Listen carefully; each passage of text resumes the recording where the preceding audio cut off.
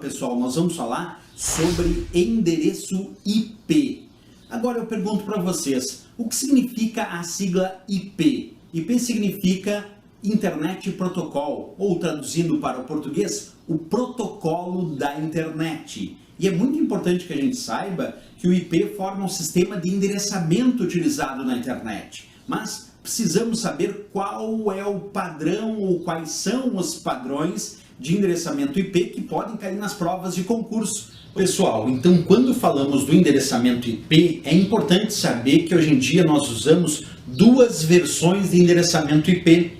O IPv4, IP versão 4 de 32 bits, e o IPv6, IP versão 6 de 128 bits. E um outro detalhe importante, o IPv4 ele já esgotou. Isso significa dizer que não existem novos endereçamentos de IP da versão 4 para fornecer aos novos computadores e dispositivos que querem se conectar na internet. E por isso mesmo foi necessário começar um processo de migração que nós vivemos até hoje. Nós estamos gradualmente passando do antigo IPv4 para o mais moderno IPv6. Lembrando, IPv4 de 32 bits e IPv6 de 128 bits. Só para vocês terem uma ideia, o IPv4 de 32 bits, ele pode matematicamente endereçar aproximadamente 4 bilhões de endereços, mas ele já esgotou. E o IPv6, que é de 128 bits, pode endereçar 78 trilhões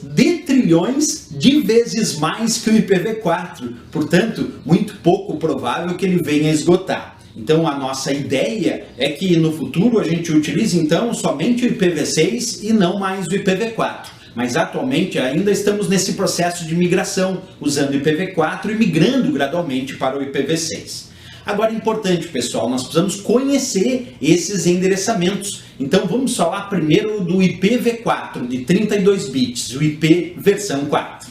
Esse padrão de endereçamento IP, o IPv4, IP versão 4, ele é formado, pessoal, por 4 partes de 8 bits. Professor, o que é bit? Bit é uma unidade de informação que pode assumir 2 estados, que matematicamente a gente concebe como sendo 0 ou 1. Então imagina a ideia seguinte do endereço IPv4. É como se nós tivéssemos 4 caixas e em cada caixa dessas nós temos 8 bits. Então observa, endereço IPv4 são 4 partes de 8 bits. Imagina a primeira caixinha sendo formada. Observa ali, nós temos 8 bits sendo colocado dentro da primeira caixinha. Beleza? Agora vamos colocar 8 bits dentro da segunda caixa. Mais 8 bits dentro da terceira caixa e mais 8 bits dentro da nossa quarta caixinha. Assim, nós temos 4 partes, isto é, 4 caixinhas de 8 bits cada uma, formando um total de 32 bits. Sim, porque o IPv4 ele tem 32 bits. Como eu disse, são 4 partes, 4 caixinhas de 8 bits cada uma. Mas aí vem um outro ponto importante. Em relação a como nós percebemos o IPv4 no nosso cotidiano para configurar esse IP versão 4 nos nossos computadores? Bem, nós vamos fazer o seguinte, nós vamos converter cada uma dessas 4 partes em números decimais. Então observa comigo a ideia. Nós vamos pegar essa primeira parte aqui de 8 bits, vamos converter num número decimal. Vamos pegar essa outra parte aqui, a segunda, e vamos converter também num número decimal. Agora vamos pegar essa terceira caixinha aqui de 8 bits, vamos converter também no número decimal, e essa quarta também vamos converter no número decimal. Assim nós podemos perceber que para o ser humano entender e configurar na sua máquina, o endereço IPv4, que é formado por 4 partes de 8 bits, também pode ser dito que ele é formado por 4 partes de números decimais separados por ponto. Repetindo, 4 partes de números decimais separados por ponto. Lembrando que cada uma dessas 4 partes só pode ser algum número entre 0 e 255. Então no IPv4 não pode aparecer em nenhuma dessas partes um número que não seja entre 0 e 255. Esse é o nosso IPv4.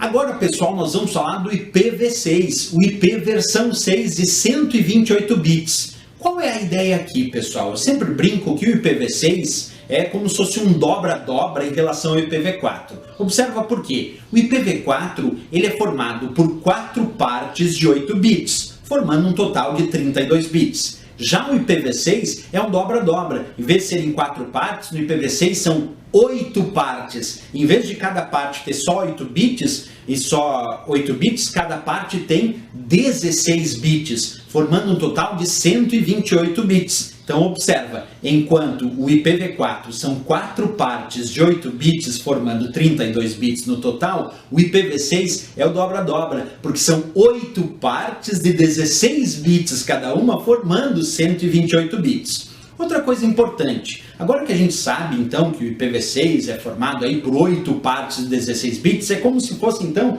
8 caixinhas, cada uma delas contendo então, observa, 16 bits. Observa isso na tela, formando ali 8 caixinhas e observa ali, ó, cada um sendo colocado 16 bits. Aí nós vamos ficar então com essas 8 caixas de 16 bits, isso é, 8 partes de 16 bits, formando então o total de 128 bits para o IPv6. Outra coisa bem importante, pessoal, enquanto no IPv4 cada parte era convertida num número decimal, já no IPv6 cada parte é convertida num número hexadecimal.